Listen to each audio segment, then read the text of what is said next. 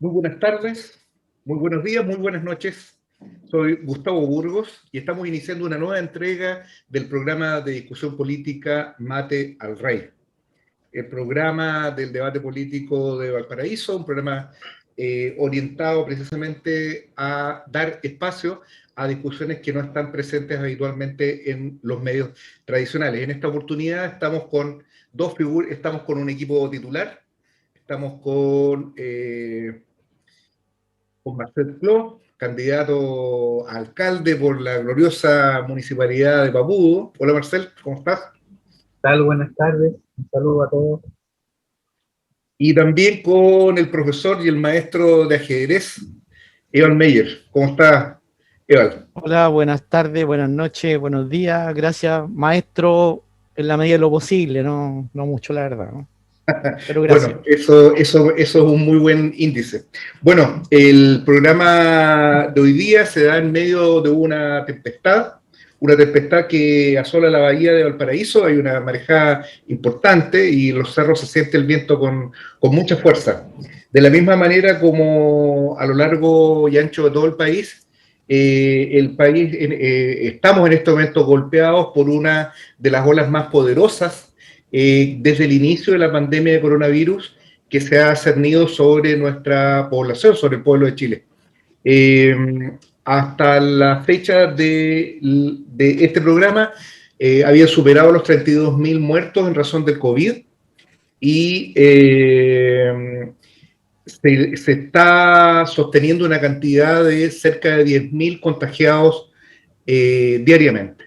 Y en ese sentido, como punto de inicio para la discusión sobre esta cuestión importante, esta verdadera catástrofe humanitaria que está cayendo sobre nuestro país, sobre el mundo, queremos partir haciendo referencia al informe semanal que hace el Colegio Médico, que en su última entrega, que es precisamente el lunes de la semana pasada, hace referencia a algunas cuestiones que durante el curso de esta semana han sido bastante notorias. La primera de ellas y la más importante es de que esta hipótesis con la cual el gobierno se ha abanicado durante bastante tiempo, y es de que nunca vamos a llegar a la generación de la última cama, esto ya ocurrió hace bastante rato.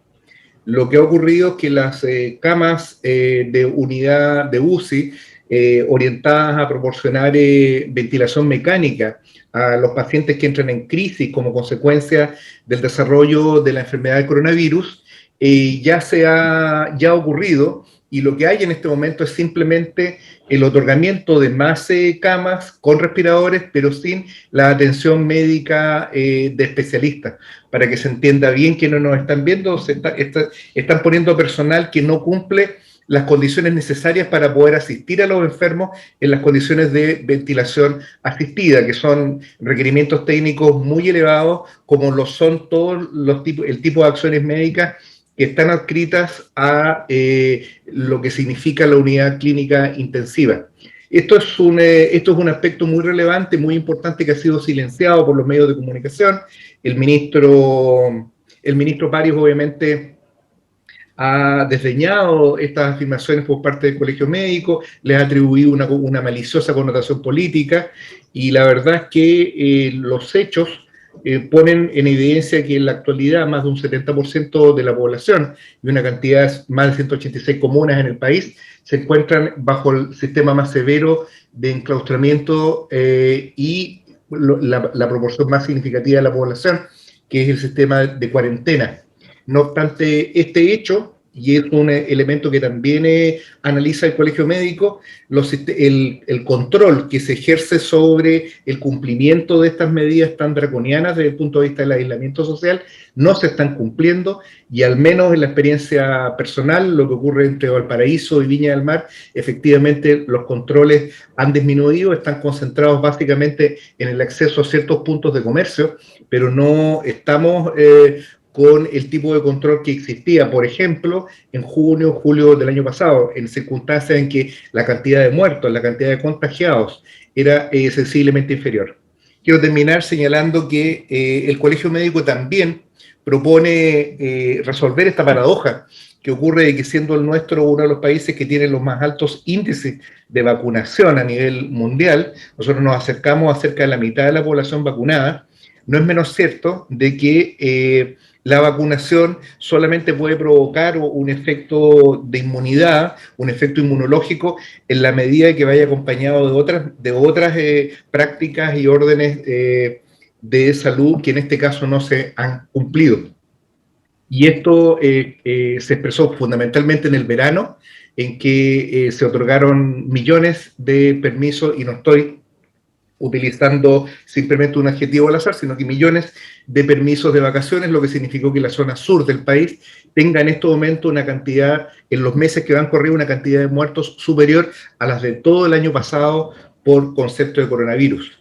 Entonces, el relajamiento que ocurrió a partir de febrero con respecto a las medidas de protección y distanciamiento social, los estamos viviendo y lo está viviendo nuestra población, y que se expresa, bueno, en primer lugar desde el punto de vista estrictamente sanitario, pero también en todos los otros efectos sociales que tiene una situación de esta naturaleza, como lo son el hecho de que más de un 70% de la fuerza laboral del país ha descendido bajo las condiciones de subsistencia. Esto significa, se reporta entre otras cosas en cerca de un tercio de la fuerza laboral desocupada, y como corolario, que es el resultado también de estas medidas, que que de las fortunas más grandes de nuestro país, entre ellas por supuesto la del presidente Piñera, han crecido en un 70% junto a la de los grandes grupos económicos. Esto es el resultado concreto, esto no es especulación, esto no es demagogia, esto no es jugar con las cifras. Estos son los hechos concretos, la realidad nos revela cuál es el contenido de la política de Piñera. Ese es como lo dejo como tema de introducción. Marcel, Eval, ahí a quien le parezca para empezar el peloteo. Marcel, yo creo. Dale, Marcel. Adelante usted, don Eval, que sabe más que yo de estas cosas. Muy bien. No. Qué gentileza. Sí, no me tire tantos piropos. Bueno, sí, yo estoy viendo cifras acá y la verdad es que lo que apunta Gustavo es deplorable en realidad. Pues, o sea, estamos en aumento sostenido, pasamos de 8.000, aunque esto en enero hubo voces que dijeron que íbamos a llegar a 10.000, 12.000 en el pic. Es decir, esto no es un tema nuevo. Aquí el problema es que el gobierno no ha querido escuchar esto. Ese es el asunto. El gobierno tiene un manejo político cantinflero respecto a este tema y naturalmente está pagando las consecuencias del reventón sanitario que existe. Hoy en día no hay control de ningún tipo. Solamente la gente de la salud está haciendo un trabajo, digamos, heroico en la primera línea, tratando de contener esto como puede con lo que tiene. Eso es lo real.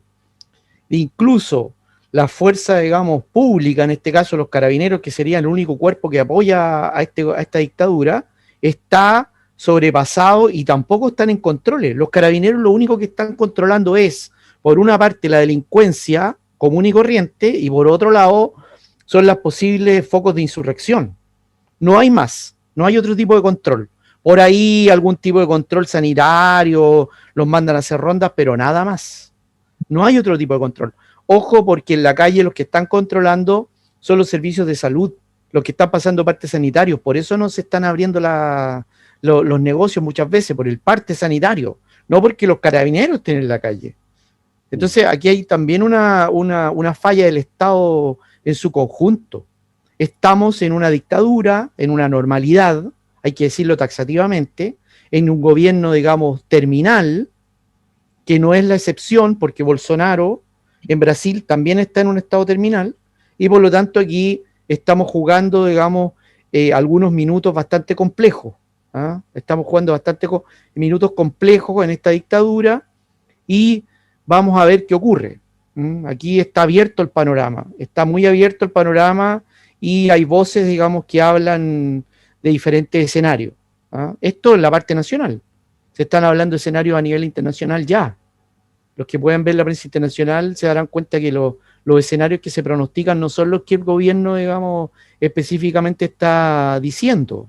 Va a haber un reacomodo. Y este reacomodo pasa por acá también. Por lo tanto, yo diría que aquí está complejo. No sé qué opinas tú, Marcel, de esto. Bueno, mira, yo, como cualquier ciudadano de este país, se encuentra frente a una realidad bien sorprendente y, ¿cómo se puede decir? Que golpea de manera trágica el corazón, la mente,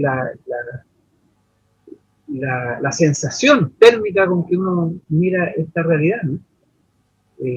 Chile está, de hecho, gobernado por un gobierno que tiene características bien particulares, ¿no? Es inoperante en esta materia de salud, porque dice, bueno, como es obviamente una cosa curiosa que teniendo la mitad de la población vacunada, tengamos también uno de los más altos índices de contagio y una no poco despreciable cantidad de muertes por la pandemia.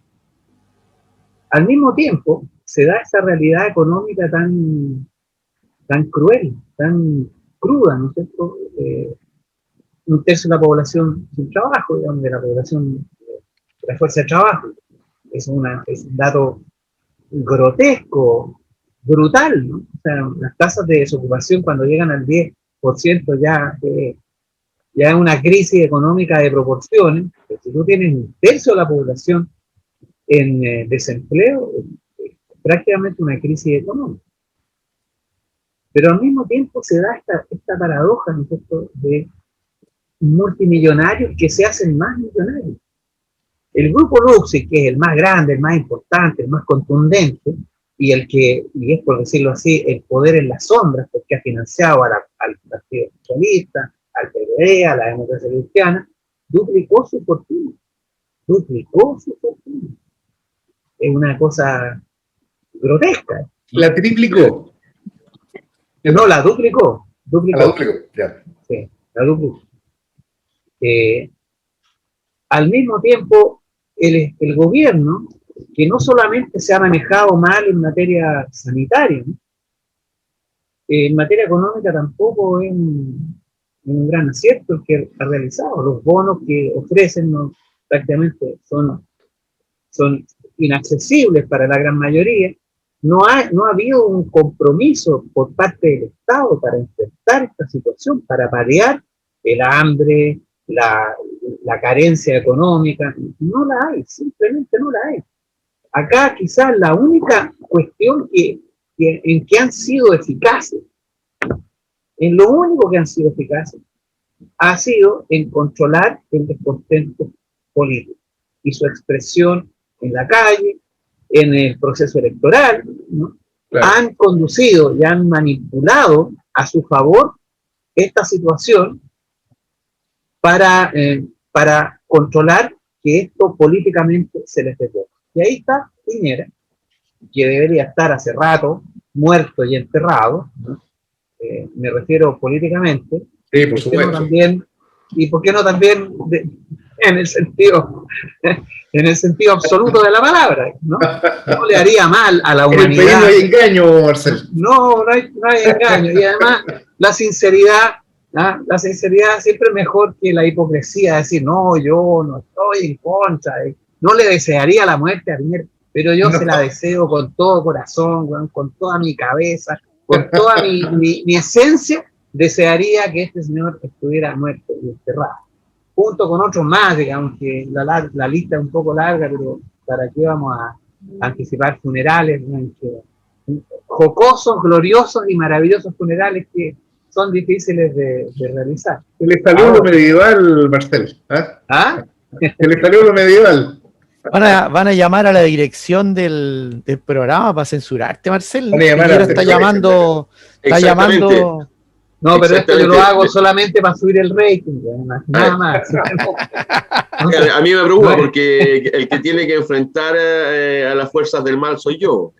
Sí, el primero que recibe el telefonazo y el primero que tiene que poner la cara. Claro. Además, me parece a mí que no es la forma. No es la forma. No es la forma. Claro. No es reformista. No es la forma que te llamen por teléfono. Pero en fin, el asunto es que acá estamos frente a un proceso electoral muy manipulado, muy controlado y muy manejado desde la perspectiva de los intereses de la derecha. Y eso es lo que a mí me preocupa y creo que en eso han sido tremendamente eficaces. Y por lo demás, digamos, en otras materias, la eficacia del gobierno no ha sido, bueno, ha sido francamente negligente en materia económica y en materia de salud, pero sí en esto del control político de la sociedad. Y este control, obviamente, ha demostrado que muestra este signo que faltaba que apareciera en la democracia chilena, ¿no? Porque incluso candidatos como Jadwe sostienen que este país vive en una democracia. La socialdemocracia chilena, el Partido Socialista, la democracia cristiana, toda la clase política ha transmitido en que esto es una democracia. Sin embargo, bastó el estallido social y el manejo de la pandemia para que nos diéramos cuenta de que en realidad nunca fue esto una democracia. Y aquí entonces el gran desafío es levantar la resistencia, la protesta y la revolución popular. Que esa es, creo, el camino. Ya no los caminos intermedios no han resultado. ¿Sabes, Marcelo? Acá el camino ha de ser la protesta social y la revolución política. Yo quisiera agregar a esta última definición. Hay un compañero, un profesor, Juan Carlos Gómez Leighton, sacó hace poco un trabajo en el que analiza la cuestión de la democracia en el país, y un poco en la línea de lo que dijo Eva recién, y lo que toca afirmar Marcel, que yo comparto, esta idea de utilizar las herramientas necesarias para entender de que la existencia de los elementos formales de la democracia no guardan necesariamente relación con que existe un orden democrático en el país, porque la existencia de dicha democracia importa la satisfacción de ciertos derechos por un lado, pero también el cumplimiento de ciertas tareas, fundamentalmente de autonomía e independencia política, independencia nacional, las tareas propias de las revoluciones burguesas, ¿no? Y aquí estamos citando estamos citando, digamos, al canon marxista, pero quiero hacer una siguiente observación, un poco también para ir pasando al tema siguiente, que es una cosa también bastante interesante, que yo creo que hay un elemento acá, y es que es importante también que esta rebelión vaya tomando un cierto contenido. O sea, acá yo creo que hay dos cosas, con esto quiero cerrar, que me parece interesante. Por un lado, está demostrado en la práctica social de que la resolución de los problemas sanitarios debería estar en manos de los trabajadores, muy particularmente los trabajadores de la salud, que son aquellos que tienen la mejor capacidad, la mejor idoneidad para poder enfrentar este tipo de problemas, y es porque ellos están habitualmente dedicados a estos fines. Y el otro problema tiene que ver con el sistema de propiedad privada de la producción y distribución de los insumos de salud. Acá nosotros estamos viviendo de manera un poco silenciosa porque el Estado chileno todavía tiene plata para comprar millones y millones de dólares en vacunas, pero la verdad es que esa limitación significa vidas humanas. Nosotros no tenemos herramientas para saber cuántos de esas 30.000 personas que murieron como consecuencia del COVID lo hicieron en un marco precisamente de una preferencia que hizo el Estado respecto de los derechos de propiedad de los laboratorios, de los derechos de propiedad de los que hacen las máquinas para respiración artificial, y en general todas aquellas cuestiones que supusieron hasta el día de hoy que, por ejemplo, el rubro de la construcción no se paralice y que concentre una cantidad importante de trabajadores muy jóvenes. Quiero pasar al siguiente tema planteándole un tema muy breve, que es lo siguiente, pero tenemos una nota y una observación que quiere hacer nuestro director. Sergio. Sí, amigos, yo realmente quería centrar la atención del televidente en dos hechos que a mi forma de ver reflejan el carácter de la Republiqueta de Chile. Lo primero es que salió hace poco una tabla con la tasa de mortalidad que tiene el COVID. Y uno ve que justamente todo lo que ocurre en Chile se refleja en el espejo de la desigualdad y la inequidad que tiene el sistema. Las mayores tasas de mortalidad en la región metropolitana están contenidas justamente en las comunas más pobres, así como las menores, las de menor mortalidad, están, adivinen ustedes quién, Vitacura, La Reina, Las Condes, Barnechea, Ñuñoa. Eso por un lado, es decir, el sistema muestra hasta dónde puede influir en la vida y en la muerte de los ciudadanos de este país. Y el segundo elemento es que debido al concepto, al modelo que funciona en Chile, se ha dejado sin financiamiento la investigación científica y la posibilidad de seguir los casos. Hoy en día, por ejemplo, a pesar de que hay la mitad de población vacunada, nosotros no sabemos cuántos de aquellos que han recibido las 2 vacunas y que han pasado el periodo correspondiente han vuelto a caer en la enfermedad, cuántos de ellos han caído en la UCI y cuántos de ellos han muerto. Y además no sabemos cuánto tipo y qué diferentes variantes del COVID están presentes en Chile. Por lo tanto, tampoco vamos a saber si la vacuna es efectiva para las nuevas variantes que están apareciendo. Pudiera darse el caso que nosotros tener vacunado al 80% de la población, en la moneda corrieran los abrazos, pero la gente empezara a morir porque simplemente las nuevas variantes no son detenidas, ni la nueva vacuna le hace ninguna mella. Ese demuestra de que estamos realmente en un estado de total desolación. Eso solamente quería llamar la atención. Yo quería complementar lo que dice don Sergio, y es que en una reciente entrevista en un medio online, una viróloga italiana, justamente a las mismas preguntas, a los mismos comentarios que hace don Sergio, ella dice que en la práctica, porque le hablan de Chile, que ha vacunado mucha gente y todo este tema, digamos, toda esta pompa, pero ella dice tajantemente que dice que Chile no tiene datos, no hay datos de campo con el impacto de la vacuna, si la vacuna está siendo efectiva o no, el nivel de muertes, digamos, en todas sus etapas, la primera, la segunda, no hay datos de campo. Están a la ciega. Dice que ellos tienen la hipótesis, los virólogos en el mundo tienen la hipótesis de que la Sinovac sería resistente a las nuevas cepas, pero aclara, y lo dice tajantemente también, que es una hipótesis, que no está probada. Y la ciencia se prueba con hechos. Por lo tanto, no hay datos fehacientes de que la vacuna en sí sea algo efectivo hasta el día de hoy. Probablemente se están tomando los datos de campo, o probablemente no lo sé. Sí. Pero no existe, estamos, digamos, para cualquier variante o para cualquier especulación.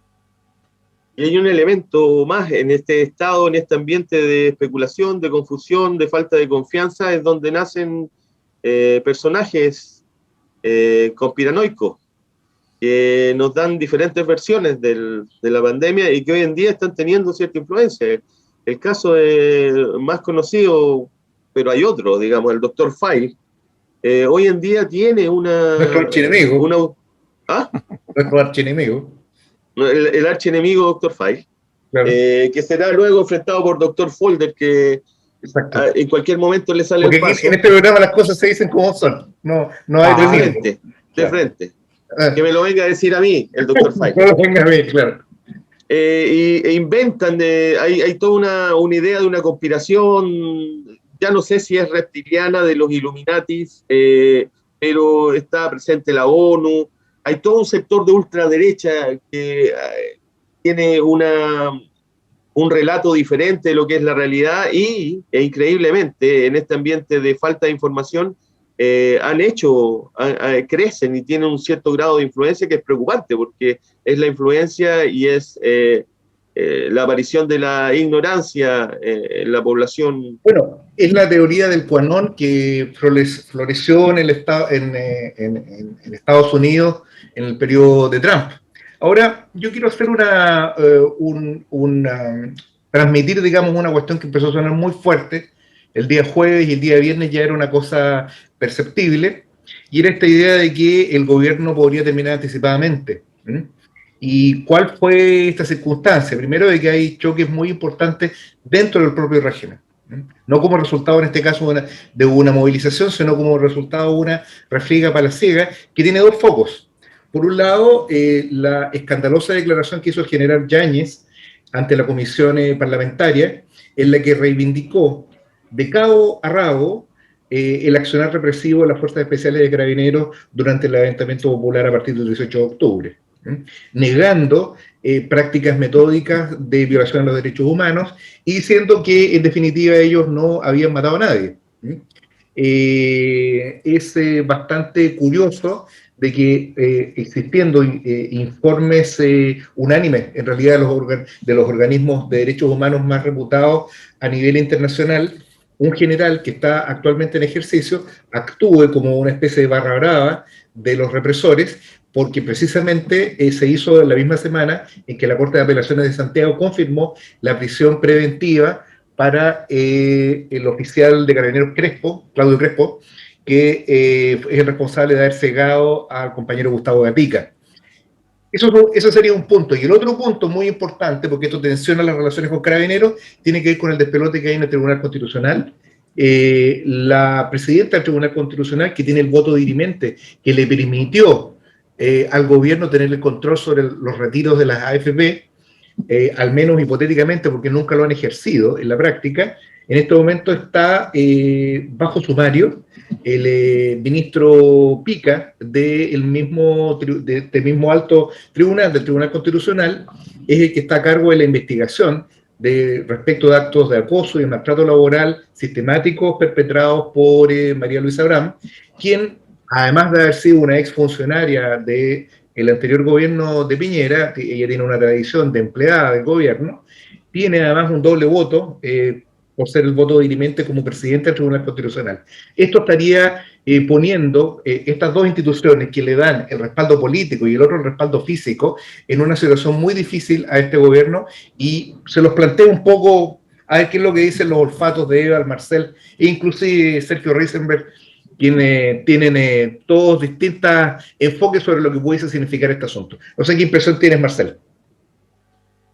Bueno, yo creo que la situación tanto económica como sanitaria, también política, que actualmente enfrenta el gobierno de Piñera, debe necesariamente tener al interior rupturas, divisiones y problemas, ¿no? Tiene que haber un conflicto interno no menor.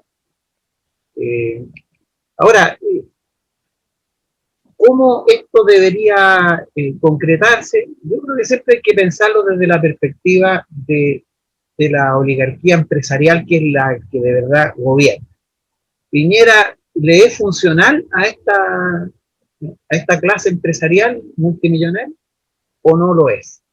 Y yo creo que a esta altura va siendo más bien un problema, o sea, no les facilita la continuidad de su hegemonía política en la sociedad chilena. Porque cada vez más Piñera además tiene comportamientos estúpidos. O sea, nombrar a Melero como ministro del Trabajo en una situación como esta, donde Melero es pinochetista de tomo y lomo y ha sido un perseguidor de los derechos laborales, y ha impedido cualquier mejora, ha votado siempre en contra de cualquier mejora en favor de los trabajadores, cuando hoy día tenemos un tercio de la población trabajadora en situación de desocupación, en precariedad absoluta. Claramente es una mala decisión, y Piñera reiteradamente toma malas decisiones políticas en este momento. Por lo tanto, si el gobierno empresarial en que estamos metidos quiere continuar manejando a su favor esta situación, yo creo que Piñera no es el más indicado. Y si hay efectivamente una crisis importante al interior del gobierno derecha en Chile, no sería sorprendente que cayera Piñera y hubiesen elecciones anticipadas en el marco de una sociedad que todavía no ha logrado organizar el descontento. El sistema, el proceso electoral de la Convención Constitucional refleja esta aún desorganizada rebelión popular que tenemos hoy día en Chile, ¿no? Que no ha sido capaz de constituirse orgánicamente. O sea, hay en promedio más de 10 listas de independientes por distrito a lo largo y ancho de todo Chile, lo que va a significar con bastante dificultad que los independientes de verdad o los agentes políticos críticos del neoliberalismo en Chile alcancen una posición de poder dentro de la convención. Entonces, en este marco, yo creo que lo mejor que puede hacer el gobierno de Piñera, o el gobierno empresarial, digamos, es dejar caer a Piñera y llamar a la democracia cristiana, llamar al Frente Amplio, que siempre van a estar disponibles para este tipo de aventuras, para un gobierno digamos, un gobierno nacional, digamos, para enfrentar la pandemia y para enfrentar la situación económica. Yo creo que no sería tan extraño que cayera Piñera, digamos, y recompusieran la conducción política a partir de un acuerdo como este que fue el Acuerdo por la Paz para manejar y controlar el proceso de cambio constitucional. Sí. Eva. Sí, yo quería complementar un poco lo que dice Marcel, que es súper razonable, el tema del interés económico, que es fundamental, pero diría que desde el punto de vista táctico estratégico, a corto y mediano plazo, diría justamente que la salida de Piñera tiene una cierta lógica política actual, porque en la práctica la derecha no ha ganado nada con esto. Uno entiende que las coaliciones o los gobiernos, cuando están en el aparato del Estado, lo que buscan es perpetuarse ahí. Y en este caso particular de Piñera, eso no ha sucedido. Piñera no ha logrado, digamos, ni siquiera darle algún redituo o alguna sumatoria al posible gobierno de derecha que viene. Por lo tanto, para la derecha, y ahí concuerdo mucho con Marcel, ya esto no es un tema solamente económico y de continuidad, sino que es un tema de táctica y estrategia, de punto hacia adelante. Otro elemento también hay que tomar en consideración los sondeos que se han hecho con las próximas elecciones. Uno podría pensar, ¿por qué postergan las elecciones así tan radicalmente?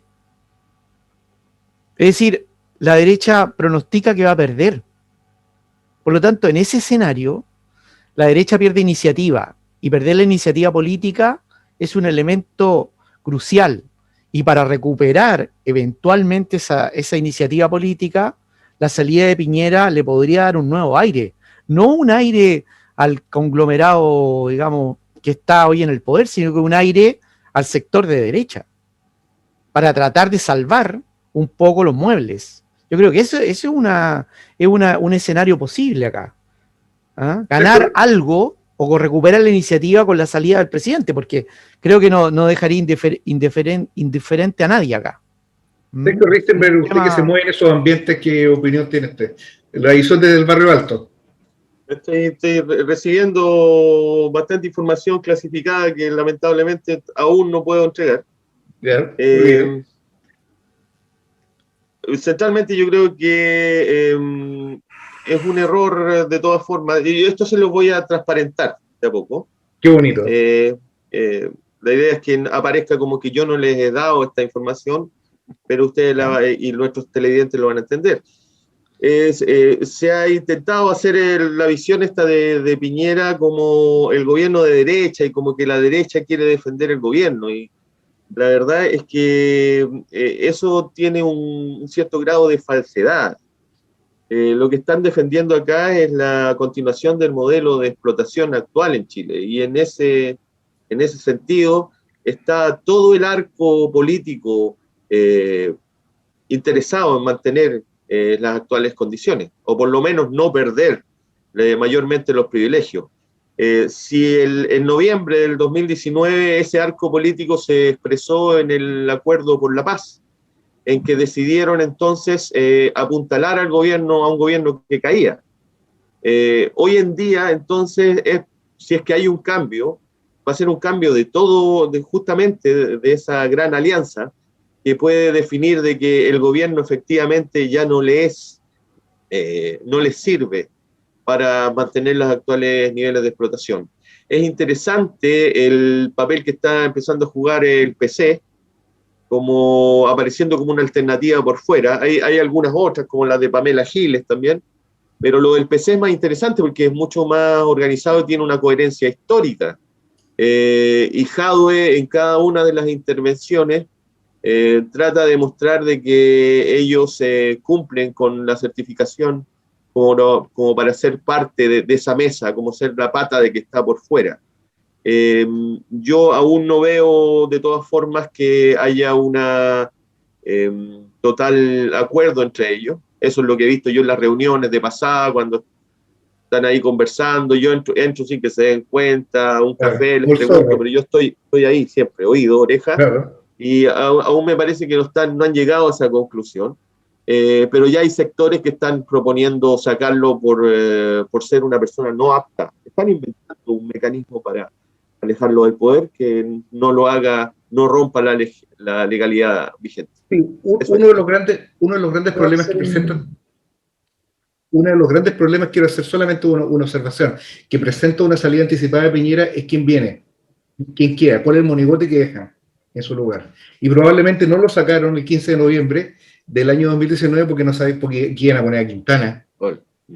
¿A quién a poner? En ese momento no recuerdo quién estaba como ministro de Interior, era uno de Bópoli, que ya se me olvidó el nombre de ese ministro, fue el primer ministro de Interior que hubo. Pero, Marcel, ¿cómo lo ves tú? Mira, yo recuerdo, digamos, creo que esto se parece, la figura de Piñera hoy día en la política chilena y para efectos de la continuidad del gobierno empresarial, está hoy día tan conflictuada, tan cuestionada como la figura de Pinochet después del 83, después de la explosión social del 83, 84, 85, y finalmente, ¿no es cierto?, se acuerda la salida de Pinochet, pero por debajo hay un acuerdo para mantener, y se firman las reformas constitucionales del 90 para mantener el modelo económico. Porque esto es lo que finalmente está, bien lo decía acá el compañero Sergio. El compañero Sergio, bien lo decía, que acá esto es lo central. Y acuérdense que eso fue el acuerdo político entre la Concertación y los civiles de la dictadura para sacar a Pinochet, ¿no? Mantener las instituciones económicas que garantizaban el proceso de acumulación capitalista. Hoy día ese proceso de acumulación capitalista está en cuestión. La pandemia lo ha puesto en entredicho de manera brutal, ¿no es cierto?, por las consecuencias que tiene incluso la pandemia a nivel de estratos sociales, por el proceso de empobrecimiento de la sociedad y de enriquecimiento de esta clase empresarial. Bueno, esto cada día es más claro, pero también, al mismo tiempo, Piñera resulta ser, por decirlo así, el punto de tope, ¿no? Donde se resume el odio, el enojo, la rabia del pueblo de Chile. Entonces, su continuidad amenaza el gobierno empresarial. Y probablemente, si eso es así, si lo ven de esa manera y encuentran un reemplazante, que yo no creo que sea tan difícil, porque acuérdense que la Concertación siempre, o esta clase política, siempre va a encontrar una noble figura, un nuevo Elwin para el proceso de continuidad. Así que hay que esperar cómo evoluciona la crisis sanitaria y el problema económico, y si esto se agudiza, la caída de Piñera es muy probable. Sí, yo creo que está muy parlanchino hoy día. Va a ser interesante ver ahora cómo va a funcionar eso, ¿eh? Porque justamente, como bien decía el invitado nuevo, que me dijeron que se llamaba Marcelo, no lo veo Marcelo bien desde Claudio. acá. Marcelo Claudio. Que no haya aparecido. Este caballero yo lo vi en otros capítulos antes, pero como que yo pensé que lo habían eliminado, que había habido algún agente de recursos humanos, me había mandado una carta, algo. Estaba tratando de hacer que el pueblo de Papúa entienda la importancia de que la política hay que recuperarla como un espacio para la lucha liberadora y no como un espacio de dominación como hoy día. Así que, con eso ya está claro en qué andaba. Perfecto. Como dijo ¿no? Axel Kaiser, eso es lo que quería escuchar, ¿no? Eso es lo que quería escuchar. Bueno, vamos a ver cómo le resulta ahora, porque cuando lo hicieron en dictadura, el nivel de prestigio que tenían las direcciones políticas era muchísimo más alto que ahora. Ahora tiene muy poco margen. Ahora están tirando constantemente nuevo liderazgo, Gabriel Boric, esta niña del Senado. Disculpa que interrumpa, pero hay un tema con la salida de Piñera, pero hay un tema también, hay un poquito de abrir la caja de Pandora en esto, ¿eh? Esto también, yo creo que por eso le dan vuelta a la élite. En el fondo, esto que hablaba de las refriegas palaciegas, porque uno abre la caja de Pandora sacando al presidente de Chile, pues si esta cuestión no es que todos los días sacamos un presidente. Y Chile es un país súper conservador, digamos, que hace boato de sus instituciones y su estabilidad durante 200 años y tiene mamotretos escritos y historiadores y tribunos que defienden esto. Entonces, llegar y sacar, digamos, ahora a Piñera no es un asunto tan fácil desde ciertas perspectivas, porque abre una caja de Pandora acá que yo creo que la están calculando. Están calculando esta hipótesis, digamos, de qué es lo que va a pasar. Por eso que la primera en caliente, el acuerdo que se hizo de la paz, esa firma que se hizo, que apareció Boric, hoy profundamente denostado, aparece Boric, es por eso, es porque justamente hay un susto, hay un miedo a esto, un miedo atávico. Esto es un miedo atávico, no es real, es un miedo atávico. Abrir esta caja de Pandora de sacar a un presidente en pleno ejercicio. Eso es un elemento ya cultural más profundo, que nos involucra a todos los chilenos. Sí, otro elemento que da cuenta de que esto efectivamente está ocurriendo en la realidad es el hecho de que a pito de nada se han reeditado ese discurso de fines de los 80 de unirnos todos en contra de la derecha, ¿no?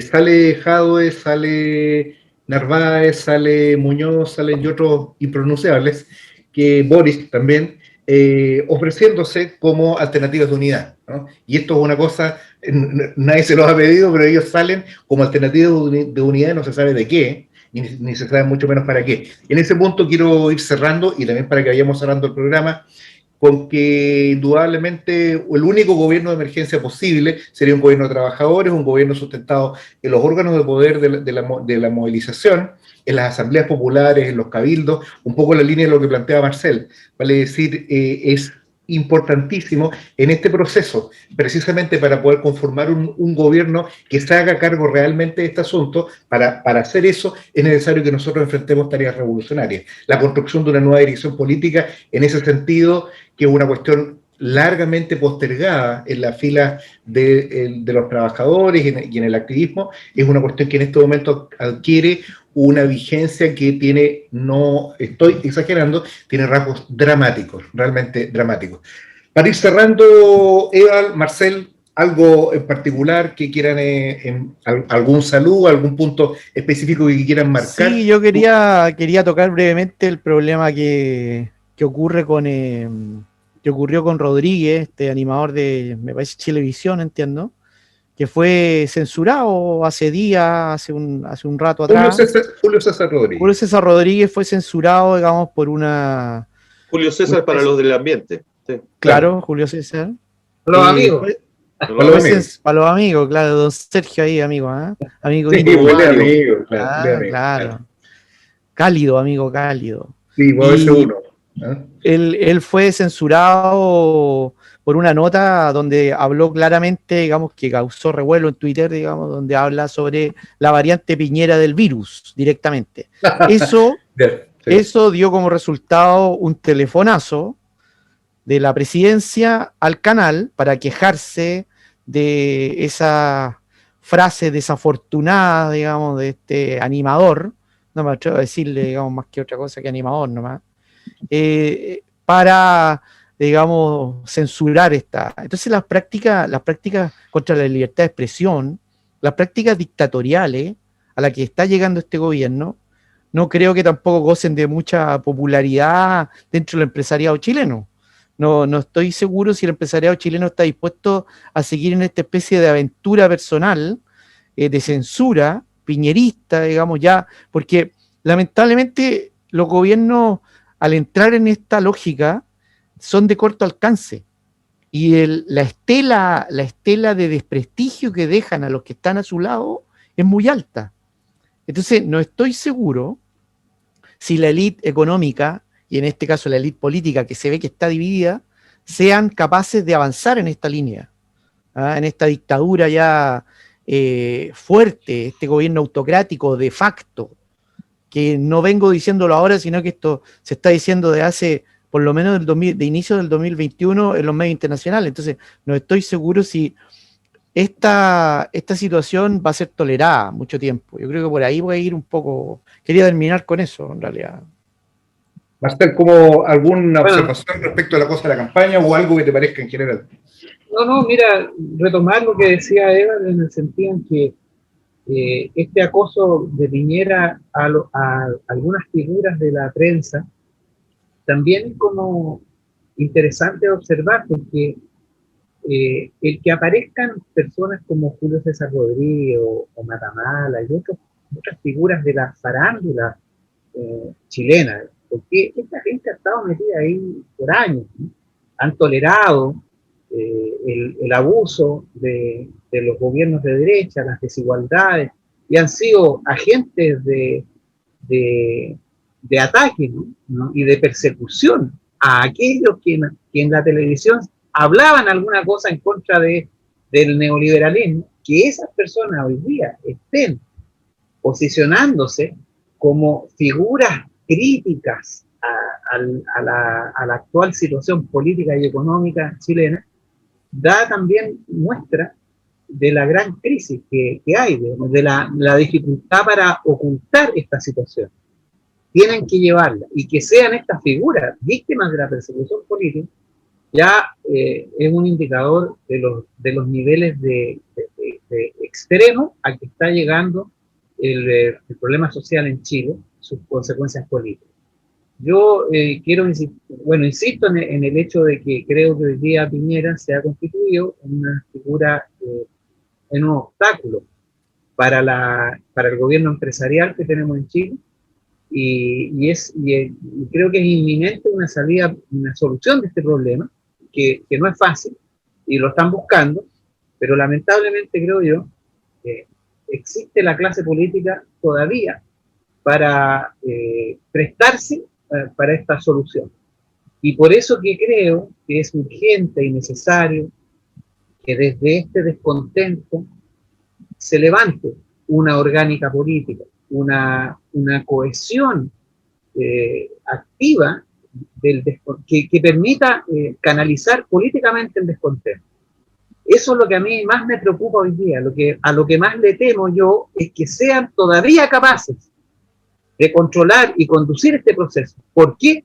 Van a seguir haciéndolo mientras no haya en Chile un poder político capaz de empatar y de confrontar eficazmente el dominio del gobierno empresarial. Y eso es lo que falta, es precisamente la organización política de los trabajadores y trabajadoras. Bien, llegamos, todo lo que inicia debe terminar, llegamos al término de nuestro programa. Gracias, Marcel, Eva, Sergio. Quiero dejar un último minuto, un último segundo para rendir un modesto homenaje a un compañero de las horas más oscuras, un obrero de la construcción comunista, el compañero Liberto Roma, quien falleció el día de ayer. Y en nombre de este programa hacemos llegar a su familia y a sus compañeros las sentidas condolencias. de alguien quien entregó su vida por la causa de los trabajadores. Así que quiero resaltar la figura de este camarada. Bueno, sin más, dejamos hasta acá este programa y nos encontraremos el próximo sábado con estas y otras sabrosas polémicas en que nos encontrarán, espero, nuevamente con Marcel, con Eval y con el inestimable Sergio Risenberg. Quedamos en eso entonces y nos vemos. Chao. Adiós. Y recuerden, nunca es más oscura la noche que justo antes de amanecer. Así es, Sergio.